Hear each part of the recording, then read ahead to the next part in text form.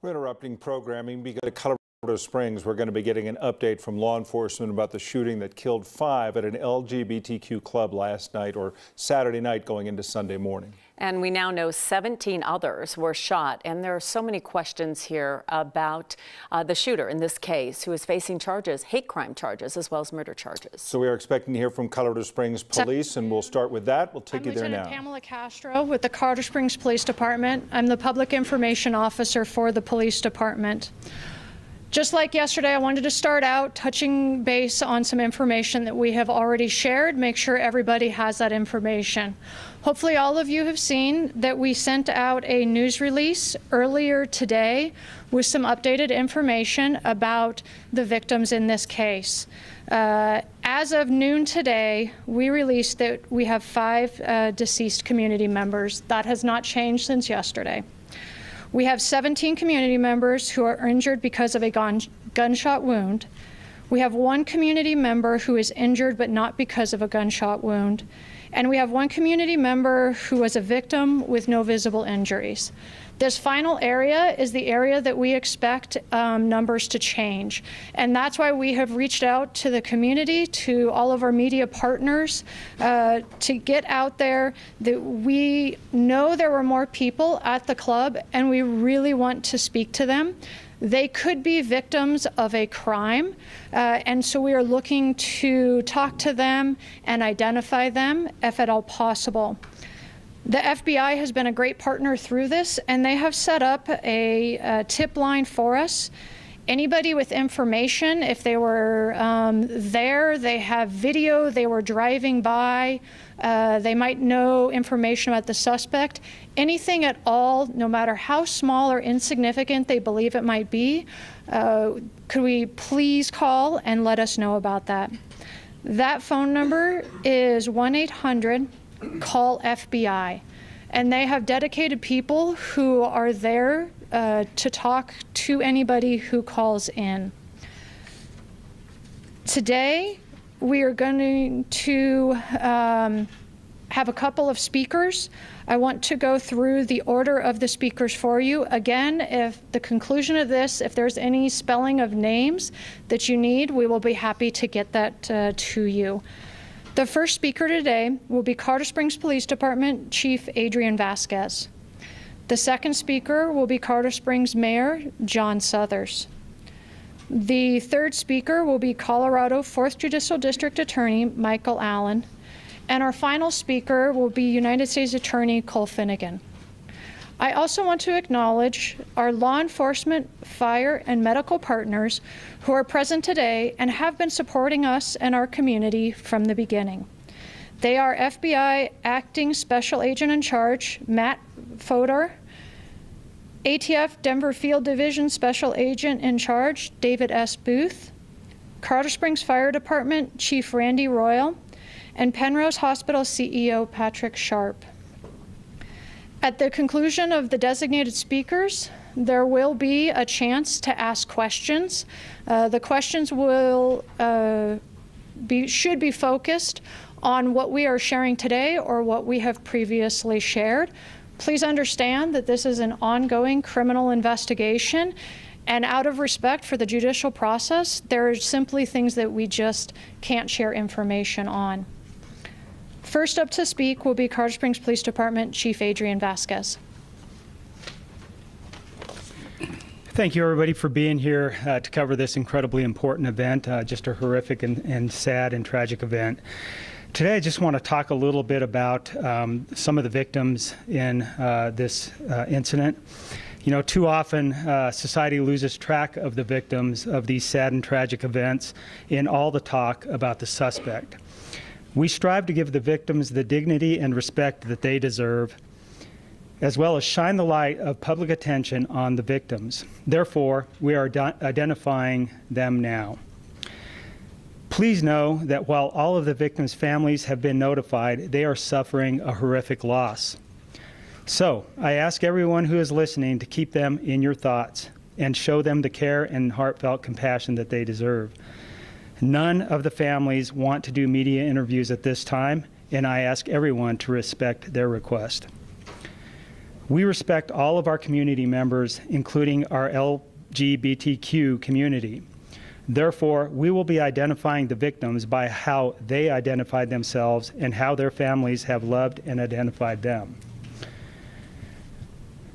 The first person I'll identify is Kelly Loving. Kelly's pronouns are she, her. Daniel Aston. Daniel's pronouns are he, him. Derek Rump. Derek's pronouns are he, him. Ashley Paugh, and that's P-A-U-G-H. Ashley's pronouns are she, her. Raymond Green Vance. Raymond's pronouns are he, him. I wanted to ensure that every victim, family member, and friends of victims, and all of our community members know that our officers and detectives will continue to be diligent and thorough in our work to hold the suspects accountable for these horrendous acts. I also want to reiterate that the Colorado Springs Police Department and that I am standing beside you as we move through and come to a conclusion in the investigation and seek justice for all of our victims. As I end, I ask that everyone in our community and around the world honor each victim lived. I want to take a moment of silence to honor those community members who lost a loved one. Please join me in a moment of silence.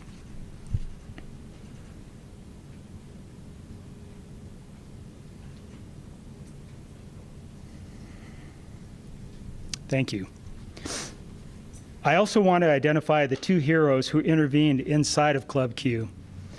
Their exact actions are part of the investigation, so we can't discuss the specifics out of respect for the judicial process, but with their permission, we want to acknowledge their heroic actions. They are Thomas James and Richard Fierro. Again, thank you for being here and covering this incredibly important event. And with that, I'd like to introduce Mayor John Suthers. Thank you, Chief, and good afternoon. Thank you for being here. As Mayor of Colorado Springs, and frankly, on behalf of all the citizens of Colorado Springs, I want to again express our heartfelt condolences and unwavering support to the victims, their families, the LGBTQ plus community, and everyone affected by this tragedy.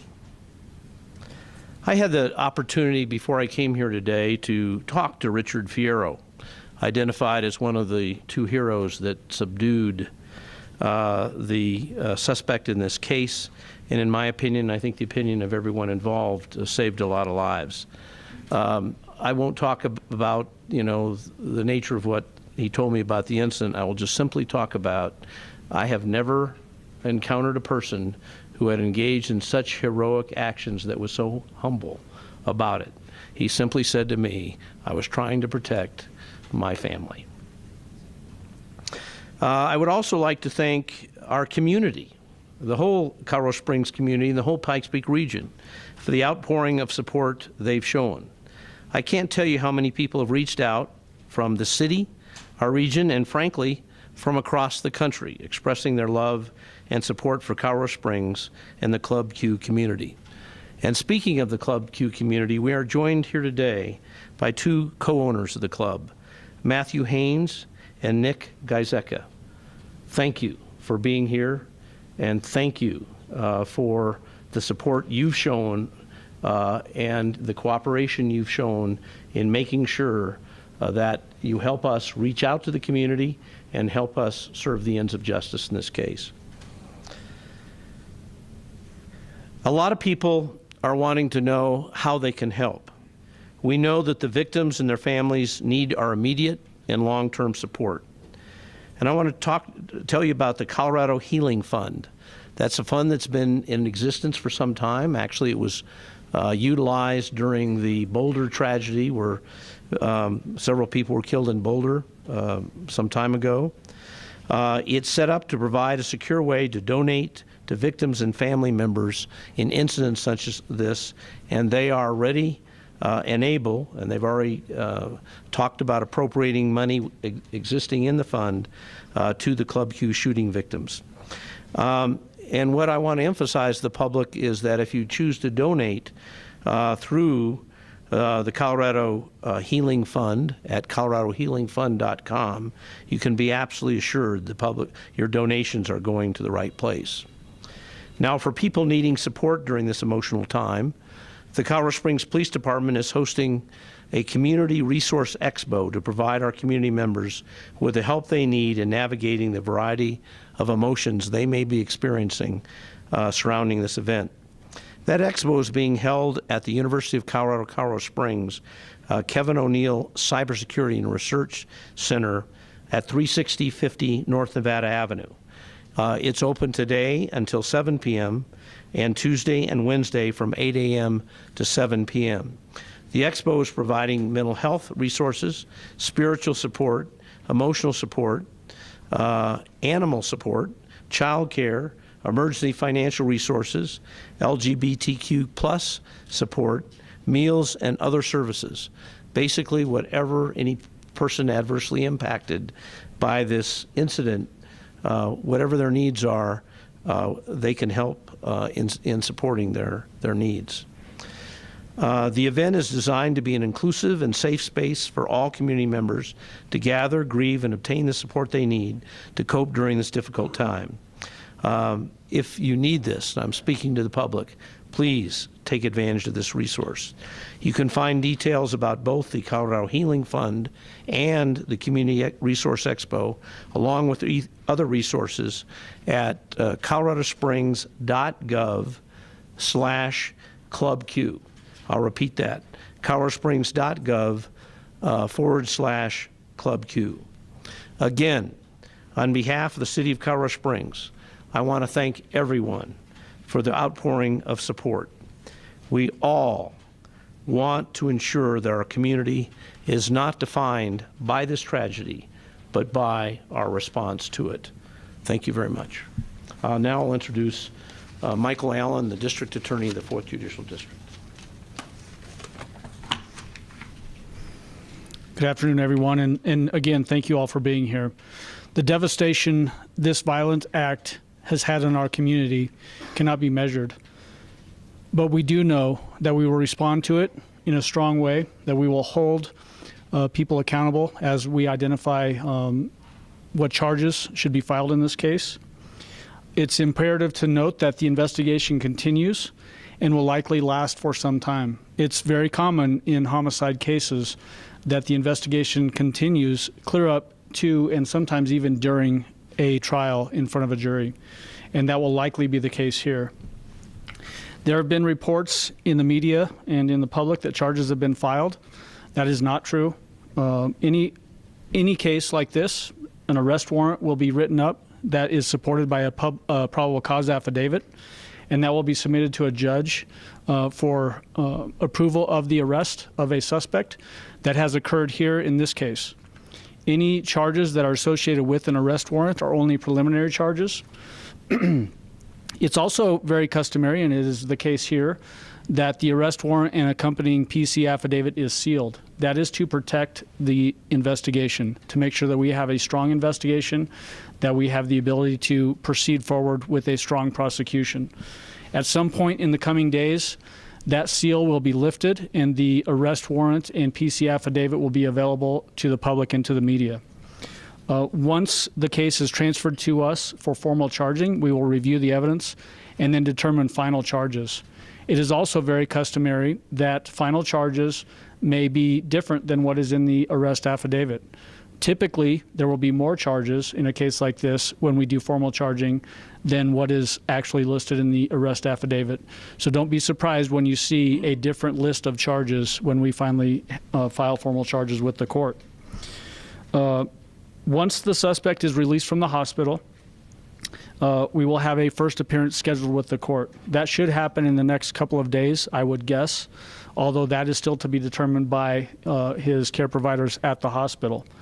That appearance will be by video, so he will be in the jail and be appearing by video. We will advise the suspect at that time of the arrest charges and his bond status. He is being held without bond, so he will not have the opportunity to be bonded out. Within a few days of that first appearance is when we will return to the courtroom and file the formal charges with the court. That'll again be another bond advisement by the court, as well as potential punishments that the suspect will be facing as it relates to the charges that we file from the DA's office. It's important to note that we are not going to try this case in the media. We will only share information that we can share, and that is not to cause frustration in the community or deprive the media of information that the public absolutely wants. It is to protect that prosecution effort. We have an interest in making sure that any conviction we achieve in a case like this can withstand the appeal process. So we'll be very careful about the information that we share, at least as it relates to the DA's office. But that obligation that we have ethically extends to the investigation team as well.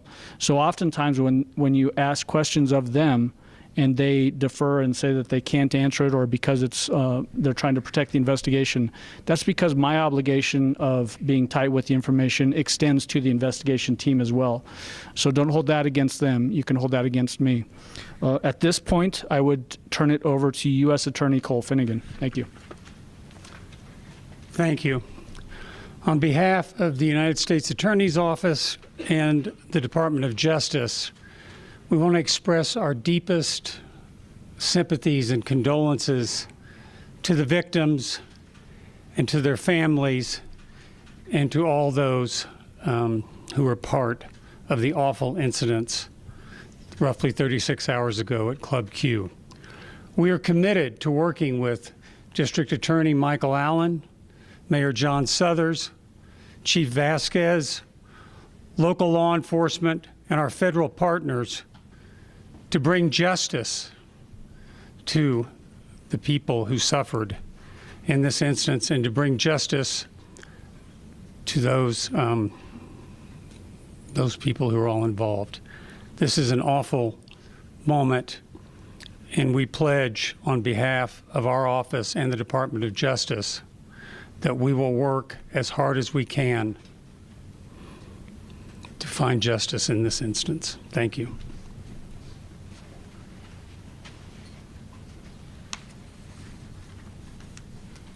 Hopefully I can cut off a couple of questions with these answers. So a couple of things moving forward for everybody to be aware of. As you've heard multiple times, this is still an ongoing investigation. We expect to be at the scene for the forthcoming days. It's not going to be over quickly. It is going to be done thoroughly and appropriately. We'll continue to partner with our federal partners throughout this process. Currently, people who have vehicles in the parking lot will start receiving phone calls from our detectives to release those vehicles to the registered owners. If those vehicles belongs to victims, then we will use our victim advocacy unit and detectives to work with those families.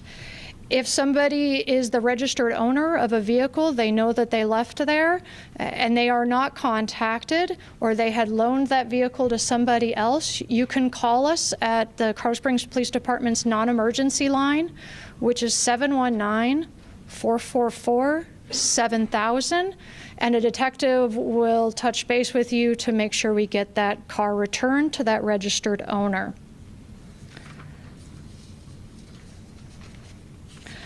Additionally, at the conclusion of this conference, we will be releasing pictures of the victims that were provided by the family. These are the pictures that the family would like to be released so that everybody remembers them as they remember them. That will be done through our social media accounts, so you'll be able to get the high quality pictures there. That is all of the information we have to share at this point in time. I'll open it up to questions, and then we'll pick the most appropriate person. Just be patient. There's a lot of people here, And to make sure that everybody who is watching knows what the question is asked, I will go ahead and repeat it, or if one of the other individuals comes up to answer it, we will repeat it before we provide that answer. So we'll start this way. Sir? Tony Gorman, Colorado Public Radio. Were you aware of the suspect's previous interaction with police, and why wasn't the red flag law pursued before this happened? Yes, sir. So the question was about prior interactions with police and our red flag law. I will let Mr. Allen, our district attorney, answer that. Thank you for that question. This is going to be a very unsatisfying answer as it relates specifically to part of your question.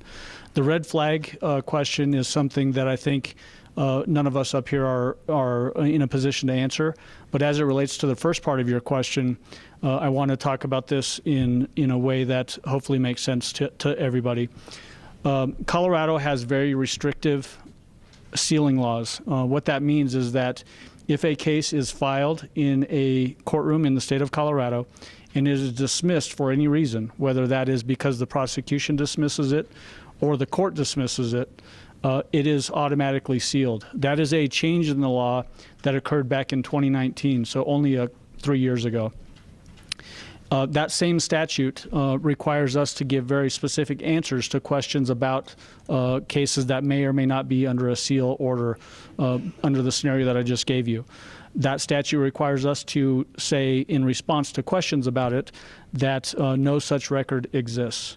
So when you ask questions about specific prior instances, that will be our specific answer. But I want to give you a reason why that's the answer that we're giving. I acknowledge that it is very unsatisfying at this point. Hopefully, at some point in the near future, we can share more about that. But at this stage, that's the best we can give you. And that's going to be the same answer for everybody up here. It's really...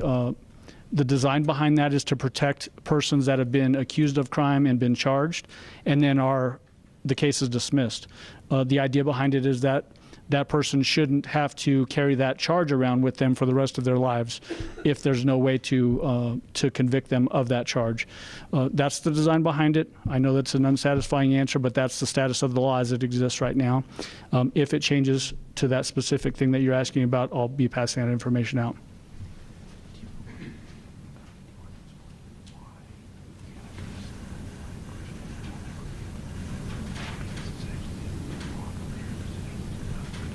Yeah. So the mayor just brought up a good point, and it relates to the red flag law. The DA's office doesn't play a part in the red flag law. That would be up to a law enforcement agency. That's why I say nobody in this group can really answer that specific question. It has to be initiated by law enforcement or a member of the public, not by the DA's office. Sir? As of October, the El Paso sheriffs have never filed for an extreme risk protection order since the law has been passed, and Colorado Springs PD has filed 2. My question is for Mayor Suthers and Chief Vasquez. Mayor Suthers, would you like to see local law enforcement utilize that law to try to prevent future tragedies? And Chief Vasquez, does this tragedy, given the previous interaction that El Paso sheriffs had with the suspected shooter, change your perspectives on her folks? So the question was regarding to the red flag law and the police department, not related to this investigation, but previously had used that red flag law, and then asking the mayor for his comment regarding the potentiality of using that law. Is that a fair brief? Sure. Okay. My view of the red flag law is that it was passed by the legislature. It's the law in Colorado, and law enforcement agencies in appropriate circumstances should take advantage of it and utilize the law. That's my view of it. I don't run a law enforcement agency, but that's would be my advice to law enforcement agencies. I would caution against an assumption that the circumstance of this case would lead to application of the red flag law. We don't know that. I would caution any conclusion either way or not. As the district attorney indicated, hopefully there'll be a time when there can be a specific discussion about any prior interaction with the with law enforcement, and I think those circumstances would cause one to be able to make commentary about potential application of the red flag law, but I think it's premature to do so now. So you question whether somebody calling a bomb threat and holding themselves up in a house and having a standoff with police would prompt extreme risk protection in those cases? You're assuming that there's credible evidence of all that, as opposed to someone reporting it and that the prosecutor had evidence of that, and I would not make assumptions of that nature.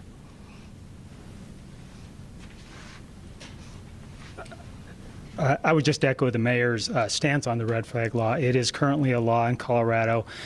My stance has not changed on it. If law enforcement has credible information that fits within the parameters of the red flag law, then we should take action on that. That's what the law is, and it allows us to do that, and we should take those actions. But as the mayor says, we have to have the right information, the probable cause. We have to have credible information to be able to do that. So if we do, then of course we should act on it.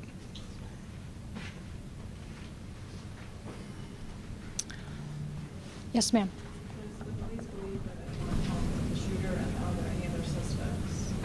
The question was, is there any other suspects? That's part of the ongoing investigation. At this time, we have one identified suspect in custody. Yes, sir. Our sources tell us there was a loan gun that was used, and the loan gun that was used was a ghost gun. Can you all confirm that? And also, there's another firearm in this that apparently was bought illegally from an unlicensed dealer in Florida. Can you comment on that as well? So the question was about the information that there was a long gun involved, as well as another firearm, and the sources of those firearms. That is also part of the ongoing investigation. And at this point in time, it'd be inappropriate for us to comment on where those were found and where they were obtained from. Yes? The preliminary charges include bias charges, and many people in the local LGBTQ community would like to understand the motivation behind this incident. Can you articulate what prompted those specific charges, or can you speak to the shooter's motivations here? Okay, so the question was twofold. One, about the charges of the bias charges, and then one about the motivation. I can tell you that motivation is obviously a part of every criminal investigation that we do. That is part of the current investigation. I can't speak any further about any motive. And then the second part regarding the charges, I'll hand over to our district attorney, Mr. Allen. So a quirk in criminal law is that we don't have to prove, when we go to a court, we don't have to prove motive. But obviously we're all humans and we want to know what caused somebody to go in and do something as horrific as this. So that's why we just heard from the PIO that's being investigated. It's important that if we have enough evidence to support bias-motivated crimes, to charge that. It's important for this community. It's important for the prosecution effort to show why something happened. And if there's enough evidence to support that in this case, when we get to the formal filing charges, we will absolutely be including those charges here as well. But I want to also be clear that the bias-motivated statute in Colorado, the highest level charge that we can get with that charge is a Class 4 felony. We're obviously talking about 5 people that were killed. Their lives were ended. Those are going to be the top-end charges in this case, without a doubt. Those charges will likely carry life in prison without parole, whereas the Class 4 felonies are probation-eligible offenses. So those do not in any way elevate the potential sentence in a case like this, but it is important to let the community know that we do not tolerate bias-motivated crimes in this community, that we support communities that have been maligned, harassed, and intimidated and abused. And that's one way that we can do that, showing that we will put the money where our mouth is, essentially, and make sure that we try it that way. So I hope that answered your question, but we're going to absolutely be reviewing it for formal charges along those same lines.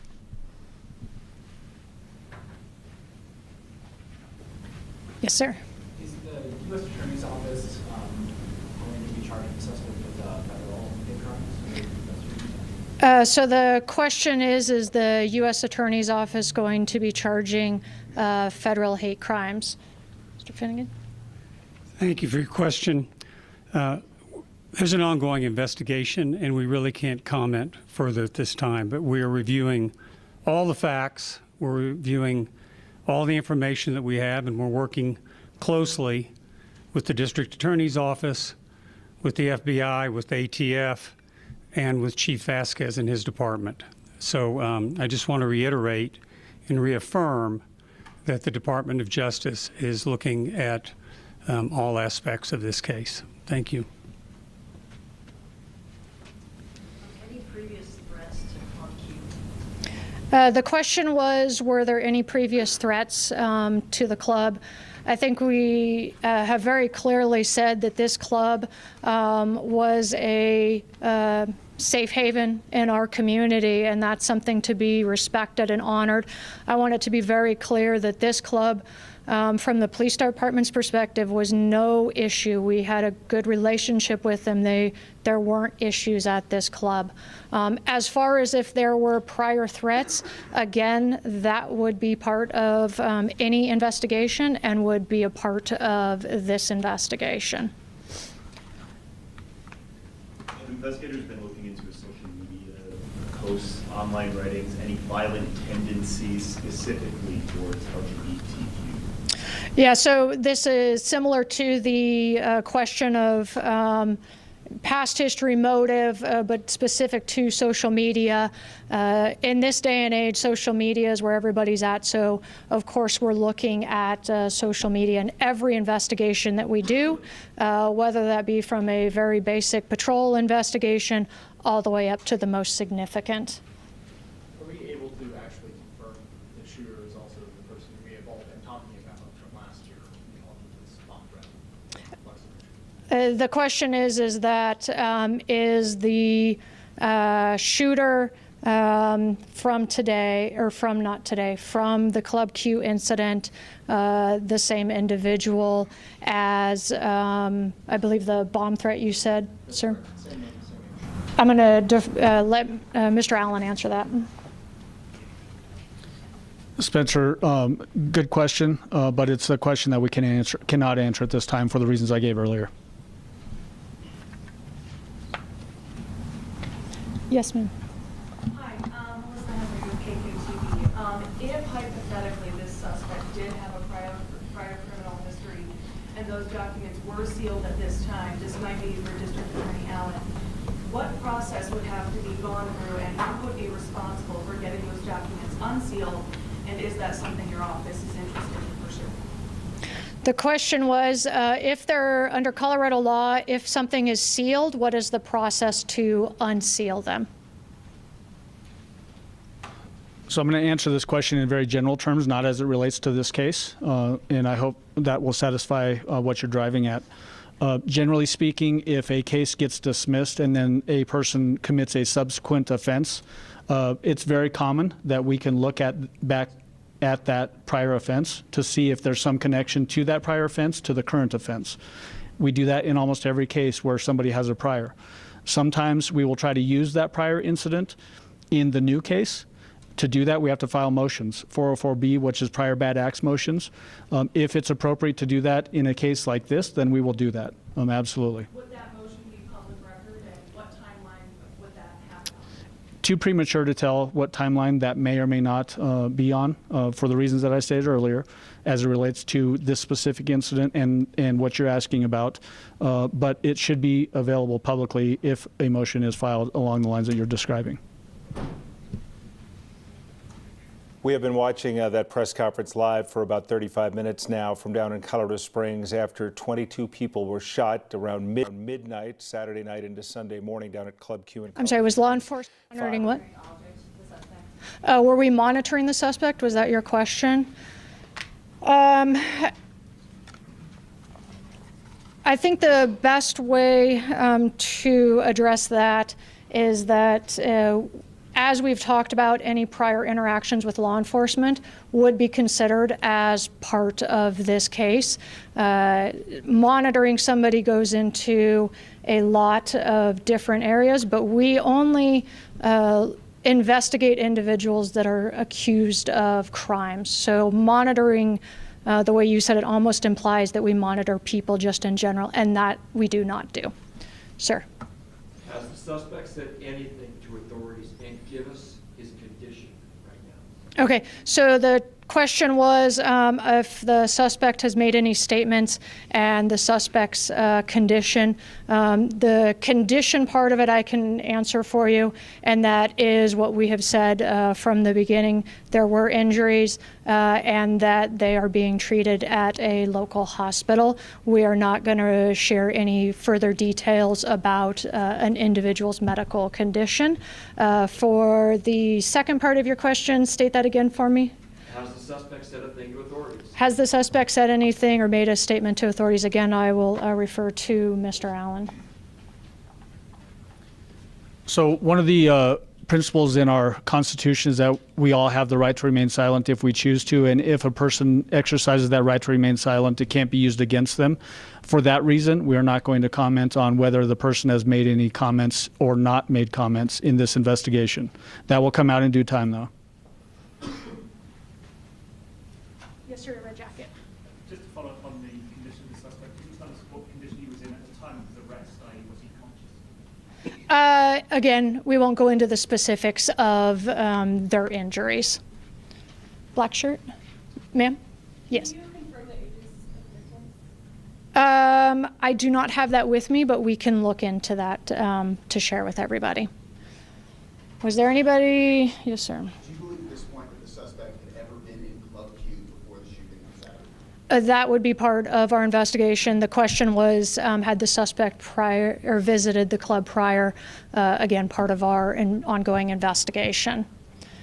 Somebody who hasn't asked any questions? All right, black jacket, you haven't asked any. Did law enforcement do a welfare check on his mother in the prior months? I do not have that information, but that would be part of the investigation potentially. But again, you're asking about somebody who is not identified as the suspect in this investigation. All right, is any of the other questions that are going up, are they related to something new, or are they something that we've already covered about 10 times over? Okay, yes, sir. So, what was security like at Club Q prior to this incident? What was it like the night of the shooting? And also, I think it may have been answered already, were the guns acquired illegally or not? Yeah, so the guns question has already been asked, and that's part of the investigation. The question about the security, I think, implies that the trying to put responsibility somewhere else. Of course, we would look at what they might have as far as surveillance evidence, but we really want to keep the focus on actions, not looking to blame. Today is about identifying the victims and the heroes in this situation. And that's what we really want our community to know, is there were two individuals who acted heroically. And we agree this saved lives. And then again, we lost 5 people, and there are families grieving. So we really want to stay focused and make sure that that focus truly stays on those victims. They are lost to their families, and their importance to them cannot be overstated. For real questions, or I'll give you one more chance. You are going to break it for if we ask any other questions. Y'all ask y'all questions. Sir, you're up to see if we have anything new. Spell the names of the 2 people who intervened to stop the shooter, and also, can you provide any more clarity as to the condition of the additional wounded and shot who are now receiving treatment? Yeah, I will get you the spelling of the names. That will be part of when we release the victims as well. We'll get you the spellings of those names. Okay, hold on one second. Let me answer the second question. The condition of our victims, again, we have to respect their right to privacy and their injuries. they had varying levels of injuries, as we said in our release. We had 17 people who suffered from gunshot wounds. I have not been shot, but I can't imagine being shot anywhere is something that anybody wants to do. So we again care about our citizens and our victims, and won't do that. We do have somebody from Penrose Hospital if they would like to add additional information to that or like make a statement. Mr. Patrick. Thank you. Good afternoon. I'm Patrick Sharp. I am the CEO of Centura Penrose Hospital. First of all, I just, on behalf of the Centura healthcare system, want to extend our condolences to the victims' families, and all those affected by this senseless tragedy. What I can tell you is we have 3 patients still at Penrose. They are in stable condition. I'm not going to provide any further details other than that. They do have support networks with them. And I do want to thank all the healthcare providers, not just at Penrose, but across all the healthcare systems that rose to the occasion to help the needs of the people that were coming into our ERs, again, with this tragic event. And also a big thank you to all the first responders that collaborated with the healthcare providers. It's an honor to be part of that, and in this very sad situation. That goes to the point that you can articulate the status of the folks who are in hospital. I don't know if there are folks still in other hospitals other than his hospital, but if you could articulate how many folks are still critical, how many are in lesser conditions still in hospital, that would be helpful. Okay, I understand that. At this point, we don't have that information to share. All right, ladies and gentlemen, thank you for coming, and thank everybody who is out there watching and the goodwill that they are sending our community and our victims. Thank you. Thank you very much. It says it's about 10 minutes. Okay.